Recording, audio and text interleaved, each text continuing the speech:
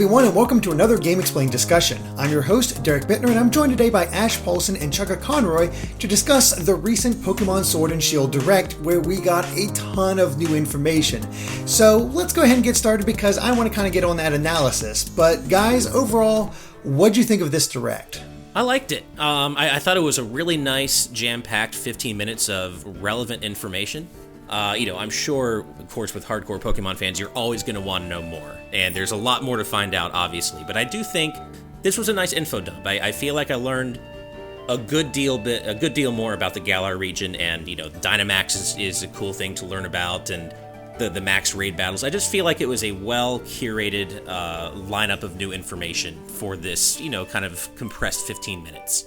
I feel like it was genuinely a something for everyone, where you got to see a few new Pokemon, you got to see a new gameplay mechanic, you got to see new human characters. They did a good job just having a little bit of everything without it being too much that they're showing you the whole game beforehand. I'm a fan of them being sparing with showing new Pokemon, so I was a big fan of them only seeing a few. Mm-hmm. I'm actually surprised they showed one of their evolutions already. Did not expect that for Godafleur. For our 5 new Pokemon, I guess. I like the designs, and Wooloo is already becoming an internet favorite. Oh, yeah. It's pretty obvious. Oh, yes. Yeah, I retweeted something that was like Hatsune Wooloo, because Wooloo has twin tails, and I'm just already in love with this whole Pokemon and what people are doing with it. So I think Wooloo's going to be an easy new favorite. Mm-hmm. Fluffy's a fun ability, too, and I'm just glad somebody else has it, too.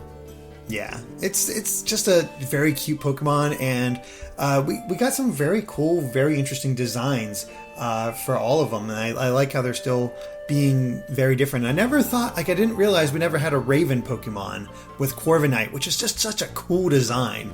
Like, that is a really badass Pokemon. Is it just me, or does Corviknight not look remotely trustworthy with carrying me in its talons to another city? Because, it's like dark steel and like piercing red eyes. Yeah. It looks super evil. Are there I don't not think meme pictures already of like, I will drop you? Yeah, I don't know if you should trust him, but you got to get around somehow. But yeah, I mean, it is pretty cool that this this Direct also showed in a sly way of showing HM replacements, because the bike will now have a water wheel upgrade that you can get, or you can use Corviknight as a transporter to go between towns. Like, there's some really clever things here to just get rid of the HMs, keep finding new ways to do it, be unique from the previous one. And I like the idea of like, yeah, let's ride on our bike through the water. That's a cool idea.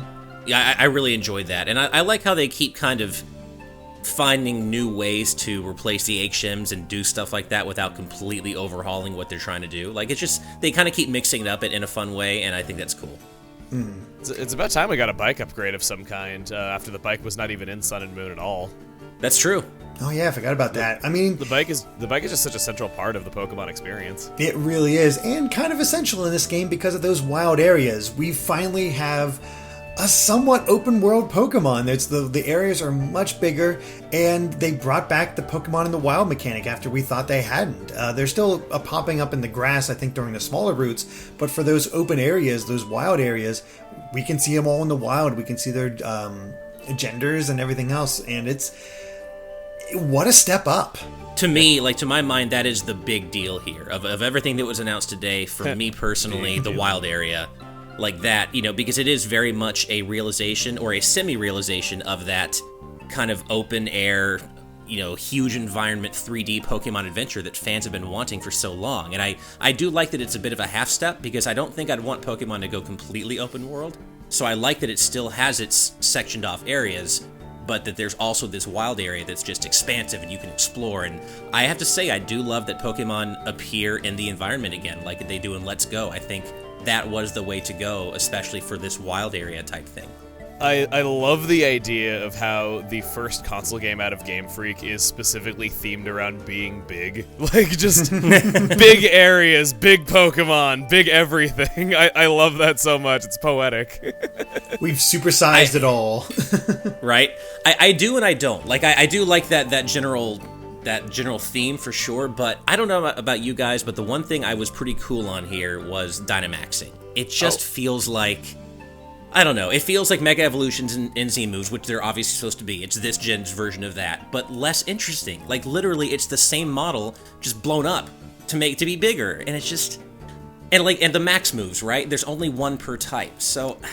I don't know. It just feels not interesting to me. But I'm also more of a casual Pokemon fan than you guys, so what do you guys think? Well, the thing is that, yeah, it's, the offensive moves are very direct in how they translate, but status moves translate differently as well.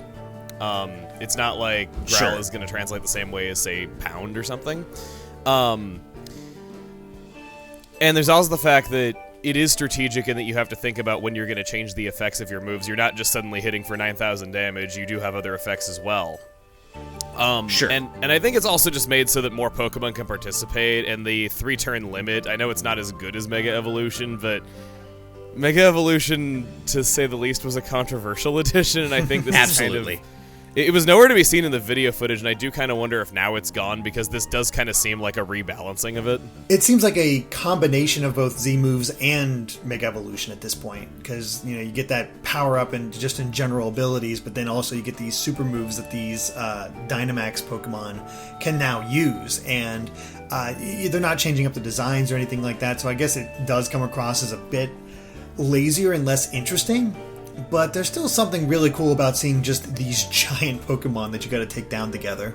I got goosebumps the first time when that Raichu got like 40 feet tall. I'm just like, oh! And I get it. Like, I don't... They're certainly not being lazy. Like, I certainly would not expect them to come up with new designs for all the Pokemon that are going to be in this game just for their Dynamax form. So I totally get it, and I get that they want to get every Pokemon in on that action. So I think it makes sense. It's just, to me personally...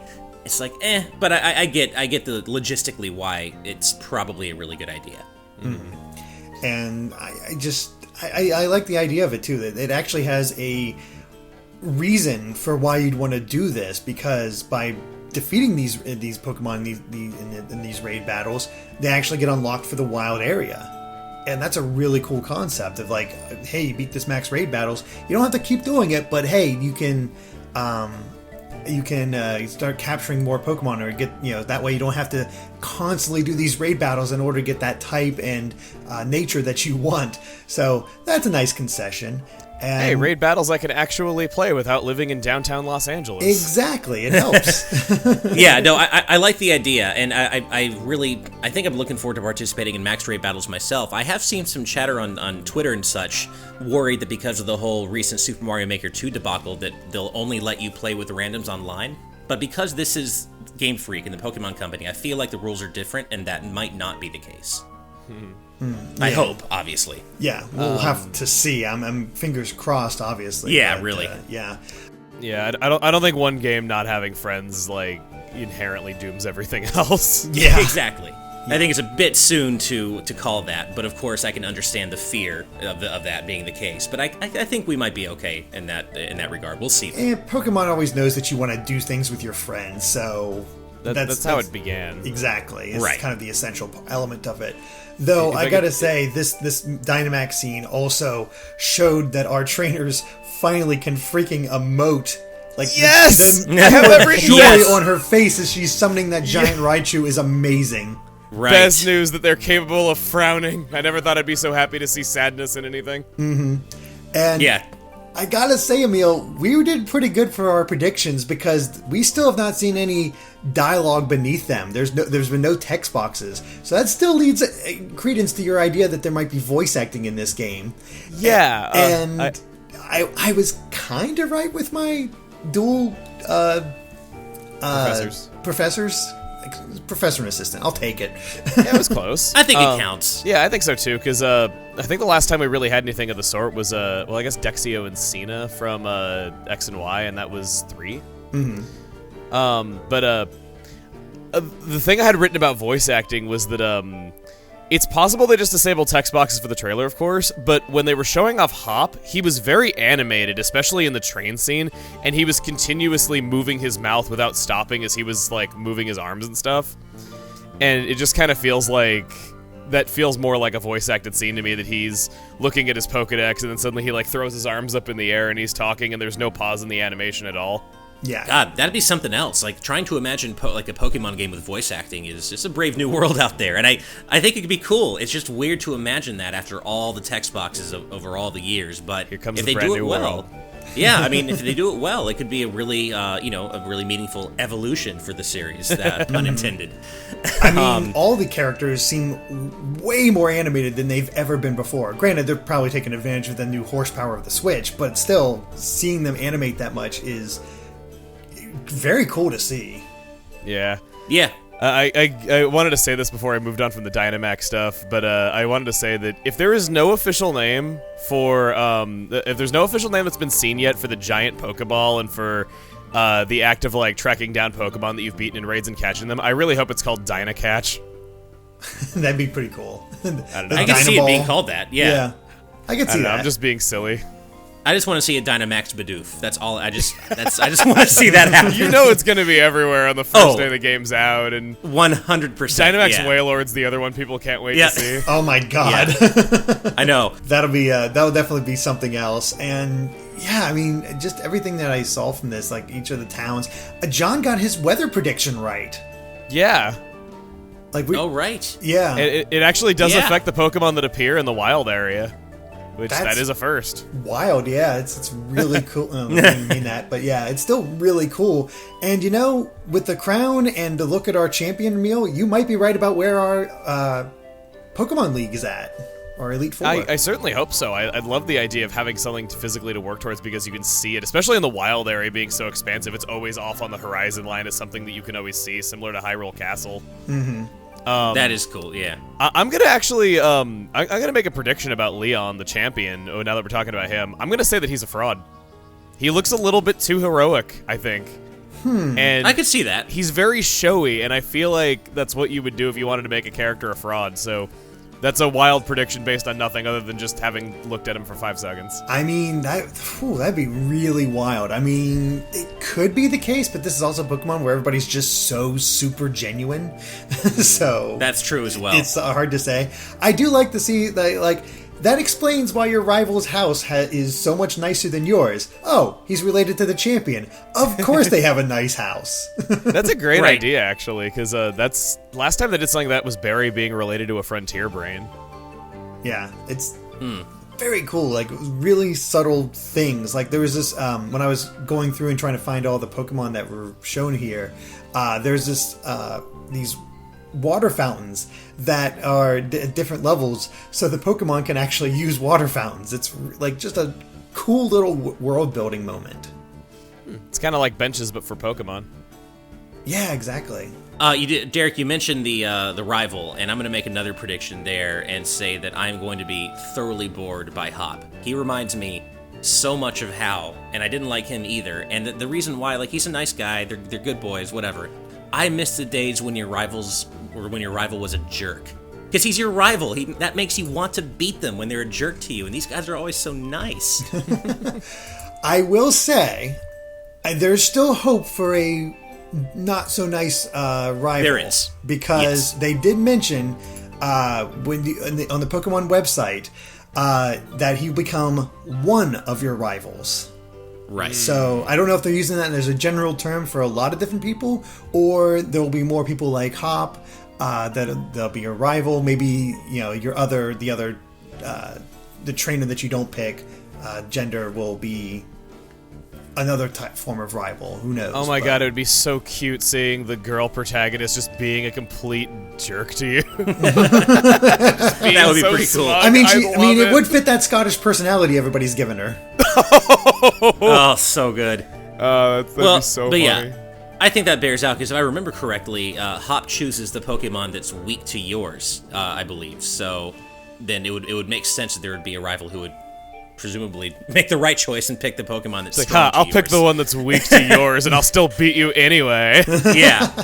So no, it does make sense that there would be another rival, especially given what's said on the website. Yeah, it's totally not hopeless either, because Gladion was a jerk, he just didn't get a lot of screen time. That's true, actually. That's a good point. He actually was a jerk, and I enjoyed that resurgence of that character type. Yeah, if he just had a little bit, like a couple more appearances, I think people would have taken him as that. He just wasn't shown a lot. Yeah, absolutely. It's I gotta say, I'm liking the battles. I'm liking the new Pokemon. What do you guys think of our legendaries this time around? Zamazenta, which is the Shield Pokemon, and Zacian, which is the Sword Pokemon. Interesting. Yeah. I guess like. I guess it's as cool as you could make something look if it has a shield for a face. Yeah. If I have to make any kind of like prediction about them, I'd say that they're going to be fighting types. Maybe. I could potentially see that. I like Fighting Steel, maybe? Fighting Steel for the shield, yeah. And then I'm thinking, well, I guess the sword might also be though. Well, the sword's not part of his body. I don't know. It's weird. Yeah, it's very weird. I cannot tell you what their types are just looking at them. But they're also, like, there's a natural coolness to them, but it's also, I mean, there's also feel a little over-designed. Yeah, I guess so. And they kind of vaguely remind me of Keldeo in a way, too. Just like the colors, and obviously Keldeo's different in its own way, but just in kind of a general sense, I'm reminded of Keldeo. And they're cool, but they don't stand out to me in the same way a lot of other legendaries have. Like, they're cool, I like them, but there's something missing, I guess. The comparison that I've seen is that Zacian looks like Keldeo, and that Zamazenta, sorry, still getting used to it. Yeah. Zamazenta looks a lot like Solgaleo plus Terrakion. Oh, yeah. Oh, okay. I can see that. Yeah. I like how you guys cool. spoke at the exact same words at the exact same time after I we know. like paused and we're like, they're interesting. It'll be interesting to see what other legendaries, crop up, because there's probably going to be, we see the moment at the end of the trailer showing them that the wind picks up and there's like a kick of wind and they look up and something is coming. So there's obviously got to be some crazy other legendary that we're going to see later on that might be really super cool. Yeah, it seems like they're guardian. It's a gun. Maybe that third legendary is the one depicted in that on the side of the mountain, and these guys right. protect Oh, yeah. against it. We haven't seen that yet, yeah. Yeah. So that would make sense, and I mean it is very interesting how they don't seemingly fight each other. They definitely seem to be more of a team. Mm-hmm. Right. Which I don't think that we've seen that dynamic from legendary Pokemon. Well, we had like the Swords of Justice back in Gen 5 though, but I don't think the version ones have ever not been enemies. Right. Yeah, that's right. more than what I'm leaning towards. But yeah, it's still that's still pretty cool. Were Xerneas and Yveltal strictly enemies? I mean, they were the representations of life and death. They're kind of opposites. Okay, fair enough. I couldn't remember them fighting. It's been a while since I played Gen 6, obviously. Yeah, you never see okay. them on screen at the same time together because. Gotcha. Yeah. But usually they represent opposite things, and there's a Right. bit more reference to that. We'll never get as cool as the trio that was Time, Space, and Antimatter. Like, that was just such a cool trio. Yeah, seriously. Oh boy, how do you guys feel about Rotom being back as your Pokedex? Well, I guess the Rotom phone.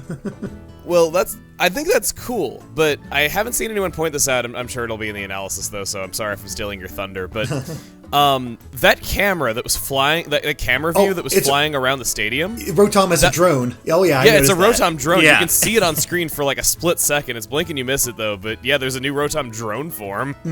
Yeah, I pointed I'm that totally out in here my for 49 Pokemon thing, so yeah. It's really I've cool. always liked Rotom, so I like that they keep finding new ways to use it and incorporate it into your adventuring equipment. So I'm here for it. I like it. Me too. I remember I had friends in high school when they first revealed the Rotom forms. They're like, OMG, so uncreative. They made a refrigerator Pokemon. And I'm like, it's a ghost that possesses electronics. They're like, it's still a refrigerator. And I'm like, ugh. Yeah. It's like, no, I think it's a creative idea that Rotom can just take over anything and that it possesses objects rather than people. Mm-hmm. Yeah. It's a really cool idea, and it is kind of funny to me that we've reached a point that feels very true to life, that the Pokedex is just an app on your phone now. Mm-hmm. Yeah, it really does. It's true. I hope that on that home screen you can see a Pokemon Go icon just as like a little side gag. Oh, that'd be amazing. Like you can't click it though, but in a cutscene your character pulls it out and they have Pokemon Go as like an out on their app screen. We got our first gym leader with Milo. And he's that's an interesting design. He's like a kiddish face right? with like just a massive like strong body. It's pretty crazy. It makes me vaguely uncomfortable, I'm not going to lie. I don't know why. I'm sure he's a very nice guy. Even the official description we have of him says he's a really nice guy. He just likes to enjoy Pokemon battles. I'm sure he's great. I'd love to have a beer with him. But something about his appearance makes me a little uncomfortable. It looks like if you made Lucas from Earth, Mother 3 buff and kept his head the Good same. point. Yeah. Country boy!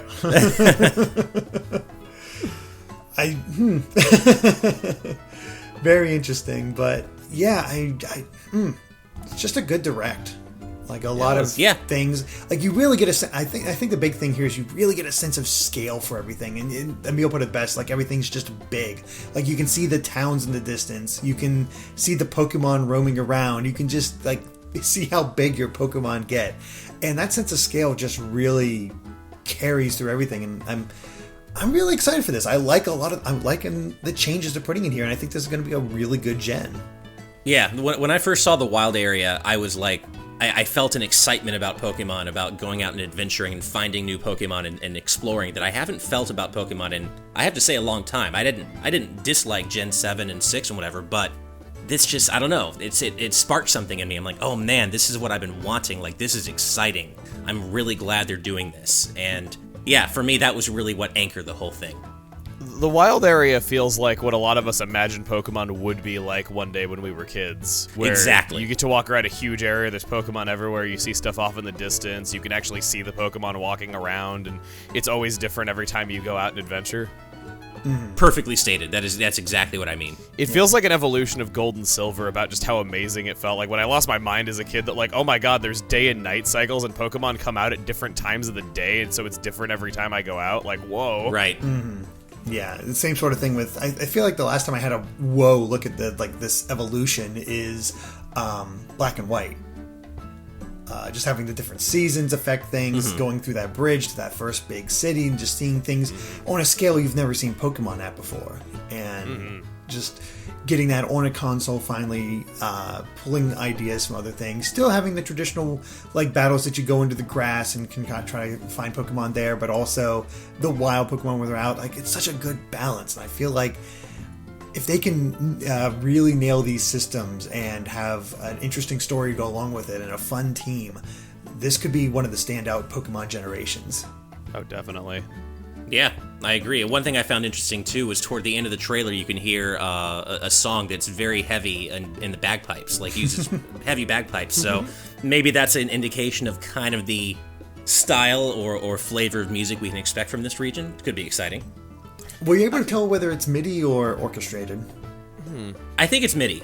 I think it's like high quality MIDI, like high quality samples, like it often has been in like Gen 7 and 6 and such. The only song that we've really heard is the Hall of Fame, and that's clearly electronic music and going for that style. So I think it's a little too early to say it personally. I would be surprised if we got a fully orchestrated Pokemon game. That just doesn't seem like something Nintendo might be interested in doing. Maybe they would, and I think that'd be really cool. But yeah, I don't know. We'll see. I mean, it can be a recorded soundtrack without being an orchestra. That's true. That's true. Yeah. I mean, either way, however it turns out, Pokemon has fantastic music, so it's going to turn out, in all likelihood, great. Maybe they'll save room on the card since they're going to have voice acting. True. I hope so. I'm really hoping so. I guess if I could say something about the trailer, can they stop making such catchy songs and never releasing them? Oh, yeah. I know! Jeez. I wanted the Sun and Moon trailer music, they never released that. I wanted the Let's Go trailer music, they never released that. And this is going to be 3 for 3 if they don't release this. They probably will. Right. It's so epic in that cheesy Pokemon way, and I love it. I completely agree with you. I'm just like, I love this song, and like, I don't know. Yeah. Just like, I mean, you're just watching it. It really does just emphasize the grandness of it all, like the adventure aspect, and they're so good about that. Oh man. Well, I gotta get to this analysis because there's a lot to look at. But is there any other things, anything else that you guys wanted to mention before we end this off? I'm glad I was right about the female professor, and I'm glad she's 80, so I don't have to pick between her and Juniper. And we got the assistant still, her granddaughter. And Sonia is so pretty, but I'm afraid to say it because this series is so good at showing you a beautiful grown woman, and then she goes, "Hi, I'm 10." Yeah, right. Yeah, that's a little bit. So I think it's indicated that she's the same age as our champion. I'm blanking on his name, but Okay. I think it's indicated that she was a rival of his when he was going on his Pokemon journey, and then ended up just becoming an assistant when that didn't work. That didn't happen. Was I the only one who thought Lily was Kukui's age because she's introduced as Kukui's friend who's living with him? And I didn't realize that she was the protagonist's age until much later in the game, and I was like, oh. I forgot about that. Yeah, that's kind of weird, isn't it? Yeah. I really thought she was funny. Kukui's age and just kind of looked young for her age. Yeah, I don't remember thinking that, honestly. It's hard to say.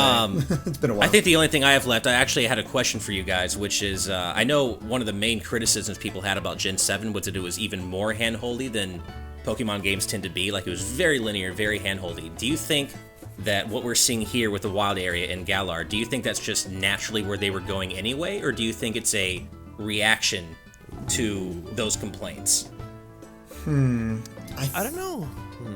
I think it's probably a bit of a reaction, and we'll see how tutorialized it gets. But it does feel like the sort of place is like, here it is, go.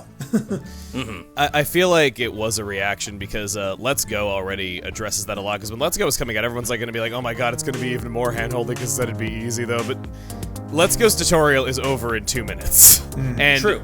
It just teaches you how the new catching mechanics work and then sends you on your way. It doesn't spell it out any more than that. It's very hands-off. So I feel like if Let's Go can be hands-off, this can be hands-off as well. Yeah, good point. It's looking good. I'm really excited to see what we'll get out of this, and we'll likely get some gameplay at E3 as far as probably the opening area and showing that off, and that'd be really fun. We'll probably run into some new Pokemon in the wild, too, and then cut away when it's going to show how many times it evolves. Yeah, exactly. Actually, do you think they will show anything? Because I figured they did this direct to kind of get Pokemon out of the way so they could use E3 to focus on other stuff. Well, like I said, there'll be a Treehouse Live segment.